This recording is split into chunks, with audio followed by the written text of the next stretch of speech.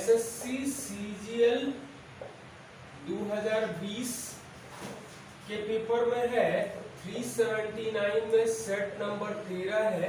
इसका मैथ हम लोग देखेंगे।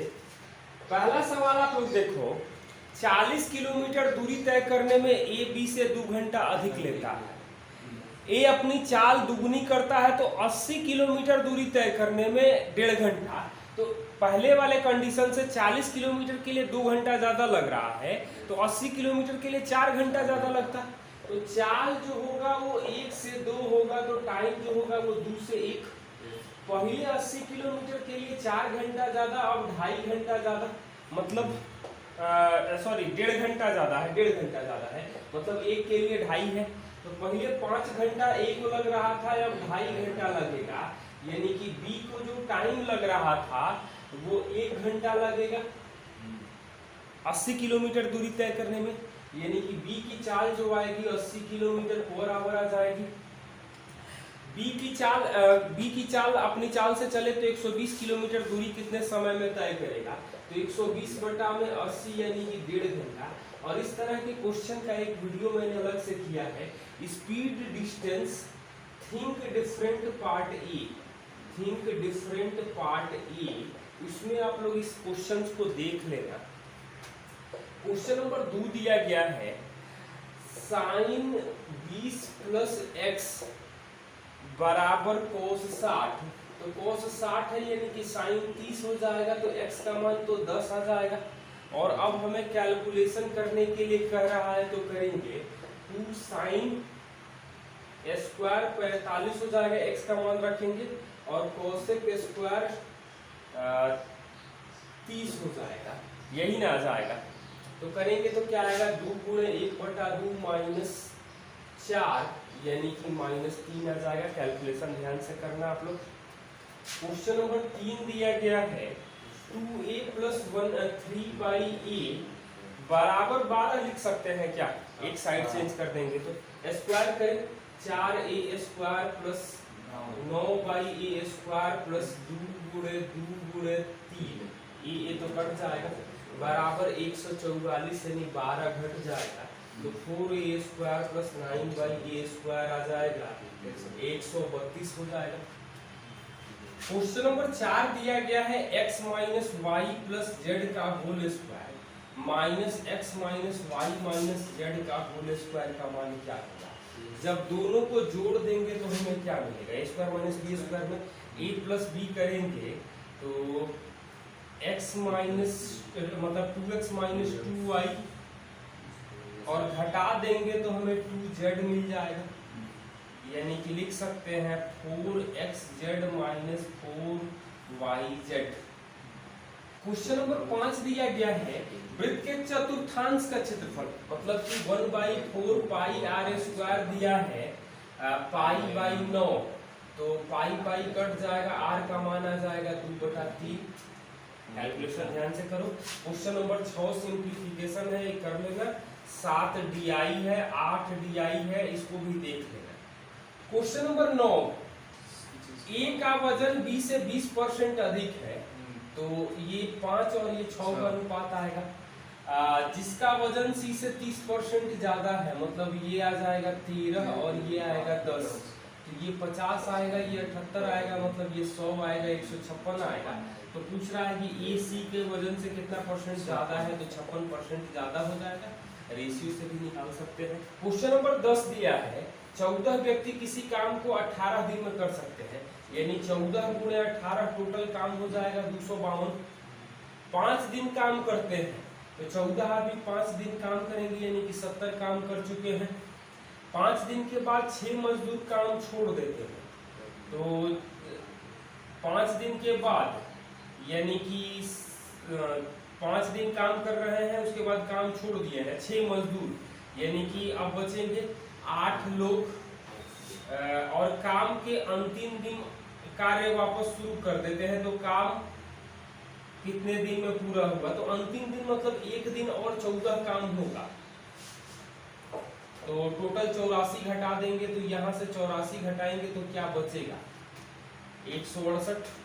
8 आदमियों को करना है, तो 8 आदमियों को करना है, मतलब 21 दिन इनको यहाँ लगेगा, 5 दिन पहले और 1 दिन बाद में। तो टोटल टाइम पूछा गया है कितने दिनों में काम पूरा हुआ, तो 21 + 5 + 1 यानी कि 27 दिन। क्वेश्चन नंबर 11 दिया गया है a² -12 a कर दो प्लस 36 आ जाएगा, b² -12b + 36 आ जाएगा, और c² + 24c + 144 बराबर 0 लिख सकते हैं क्या?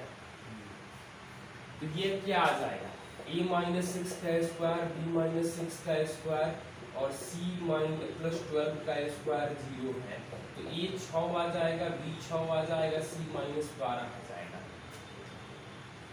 पूछा क्या गया है हमसे, √ab - bc - ca, यानी कि ab 36 -bc यानी कि +72 -ca यानी कि +72, 144 और 36 जोड़ देंगे 180 यानी 6 × 5 आ जाएगा।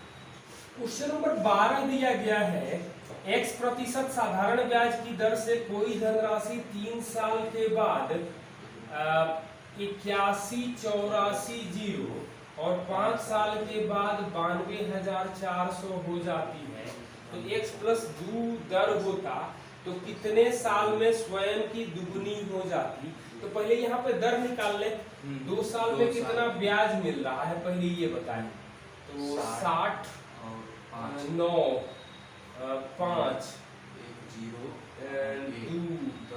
10 2 साल में 10,560, 1 साल में आ जाएगा 5 2 8 0, तो 3 साल में आ जाएगा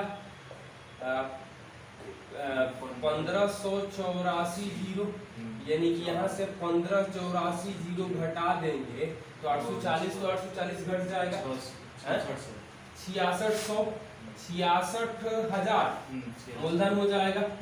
66,000 का कितना परसेंट 1 साल में 5280 होगा, तो साफ साफ दिखाई दे रहा है कि R हमें 8% आएगा, R 2 बढ़ जाता, मतलब x के जगह x + 2 हो जाता, तो 10% हो जाता, 10% हो जाएगा तो कितने साल में दुगना होगा, यानी 100% दुगना होने का मतलब 10% की दर से, यानी कि 10 साल का समय लगेगा।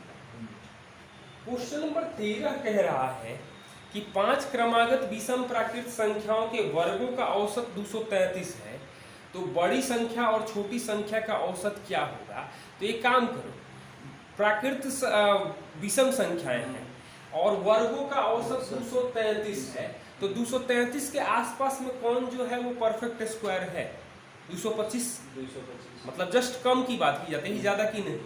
तो 225 मतलब कि 15 17 19 13 और 11। अब इनका यदि डाउट है तो संख्याओं का भी औसत तो आ जाएगा 15 ही, लेकिन आपको डाउट है कि इन सबके वर्गों का योग करेंगे तो 5 × 233 आ रहा है कि नहीं। डाउट है तो आप लोग चेक कर सकते हो, लेकिन आएगा ये सबसे बड़ी और सबसे छोटी संख्या का औसत, तो बड़ी छोटी का औसत पूरा हमने सीरीज ही लिख दी है। सीरीज मिल गया तो कुछ भी पूछा जाए तो बता सकते हैं। क्वेश्चन नंबर 14 दिया गया है, एक वृत्त की जीवाएं AB और CD E पर प्रतिच्छेद करती हैं। AB और CD E पर प्रतिच्छेद करती हैं। CD दिया है 16, DE 6 है, ये 6 है तो ये 10 होगा। AE दिया है 12, AE है 12, तो BEX का मान क्या होगा? तो 6 × 10 = 12 × x, यानी x आ जाएगा हमें 5 सेंटीमीटर। क्वेश्चन नंबर 15 DI का है, कर लेना आप लोग।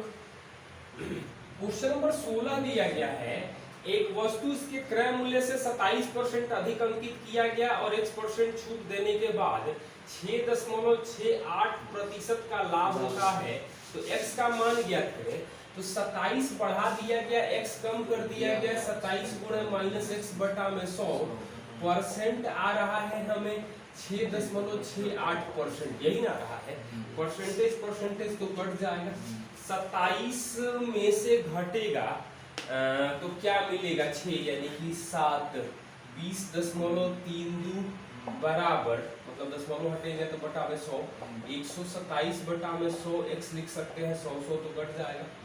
x का भाग देंगे तो ऑब्वियस सी बात है कि 7 छठा 42, मतलब 6 बार में कटेगा, तो x का मान जो आएगा वो 16%। वैसे भी 1600 से और भी ऑप्शन तो दिखाई नहीं दे रहे हैं।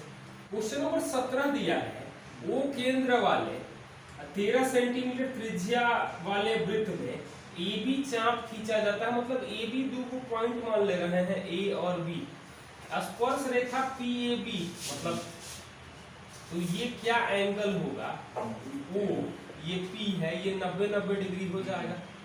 इसके बाद कह रहा है कि APB जो दिया गया है वो 60 डिग्री है, तो O से AB की दूरी 5 है, O से AB की दूरी ये 5 है, त्रिज्या 13 है, यानी कि ये 12 आएगा।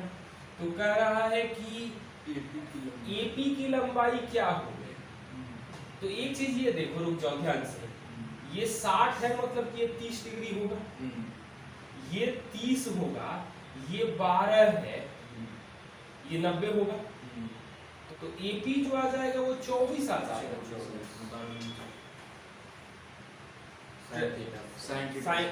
साइन थीटा से चाहे वो 30 60 90 का जो कंडीशन बताए थे वो याद रखें।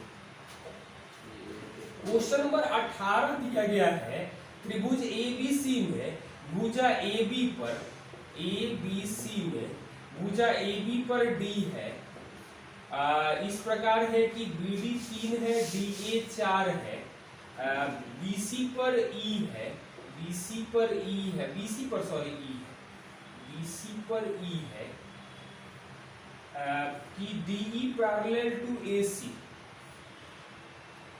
तो DE पैरेलल टू AC है, तो त्रिभुज BDE का क्षेत्रफल और समलंब चतुर्भुज का क्षेत्रफल का अनुपात क्या होगा, यानी कि ये तो टोटल 7 हो जाएगा, तो ये एरिया 9 आएगा, टोटल एरिया 49 आएगा, यानी कि समलंब का एरिया ये 40 आ जाएगा। तो ट्रायंगल BDE और रेशियो समलंब की बात कर रहा है, तो ये 9:40 हो जाएगा।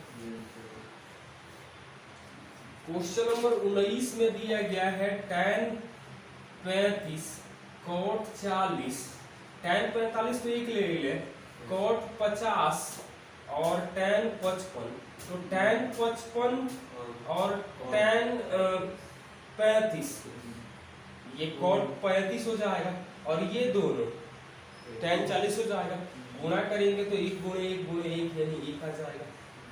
क्वेश्चन नंबर 20 दिया गया है, त्रिभुज ABC समबाहु त्रिभुज है, AP और AC पर D और E स्थित है, ABC में AB और AC पर D और E स्थित है, कि DE BC के समानांतर है, DE की लंबाई BC की आधी है, मतलब सीधा है कि मिड पॉइंट है, AD plus CE plus BC की लंबाई 30 दे रखी है, तो चतुर्भुज BCDE का परिमाप क्या होगा, तो AD मतलब ये x होगा, CE ये भी x होगा, समबाहु त्रिभुज है तो मध्य बिंदु होगा, और BC यानी कि ये भी x होगा तो ये 2x होगा। तो पूछा क्या है, x प्लस 2x दिया है 30, तो कितना हो जाएगा, 4x हमें दिया है 30। पूछा क्या गया है, चतुर्भुज BCED, चतुर्भुज BCED का परिमाप क्या होगा, तो ये 5x हमसे पूछा गया है, यानी कि 37.5 सेंटीमीटर हो जाएगा। क्वेश्चन नंबर 21 DI का है, कर लेना आप लोग। क्वेश्चन नंबर 22 में दिया गया है, A ने B को 25% लाभ पर बेचा, B ने 15% लाभ पर, तो यहाँ B का लाभ A के लाभ से 40 कम है, तो A का क्रय मूल्य, तो ये 100 हो जाएगा A का, B का आ जाएगा 125, B ने C को 15% लाभ पर बेचा, तो 15% लाभ यानी कि 100 123, यानी कि यहाँ पर तो ये कर सकते थे कि 4 5 हो जाएगा, और ये 20 23 हो जाएगा, तो 20 आ जाएगा, 16 आ जाएगा, और ये 23 आ जाएगा। तो ए का लाभ तो आ रहा है 4 और बी का लाभ आ रहा है 3। कह रहा है कि बी का लाभ ए से 40 कम है, मतलब ए के लिए 40 है, तो ए का क्रय मूल्य क्या है, मतलब 16 के लिए 640। क्वेश्चन नंबर 23 दिया गया है 7 2 के 4 6 0 के 6 से विभाज्य हो तो के का मान क्या होगा, तो 7 2 9 10 19 19 और के का मान 4 कर ले, ऑप्शन से भी देखें 19 और 8 27 हो जाएगा, और के इवन नंबर भी होना चाहिए, ऑड नंबर तो लिख नहीं सकते हैं। क्वेश्चन नंबर 24 हमें दिया गया है कि सेक 5 अल्फा माइनस 15 बराबर कोसेक 15 माइनस 2 अल्फा, तो कुछ पूछा गया है, तो ये बताओ लिख सकते हैं 5 alpha minus 15 plus 15 minus 2 alpha 90 आ जाएगा, यानी कि अल्फा का मान तो 30 आ जाएगा, और अब मान रख दे तो cos 30 का मान तो आ जाएगा √3/2, साइन 60 का मान आएगा √3/2, और tan 45 का मान 1 आएगा, यानी √3 + 1 आंसर हो जाएगा। क्वेश्चन नंबर 25 दिया गया है दो संख्याएं 5:8 में है, प्रत्येक में 5 जोड़ा जाता है तो 2 3 अनुपात में हो जाती हैं, तो AB का अंतर ज्ञात करें। तो यहाँ 3 का अंतर है तो 6 9, एक के लिए 5 जुड़ रहा है मतलब 3 का अंतर है तो 3 के लिए 15 का अंतर हो जाएगा।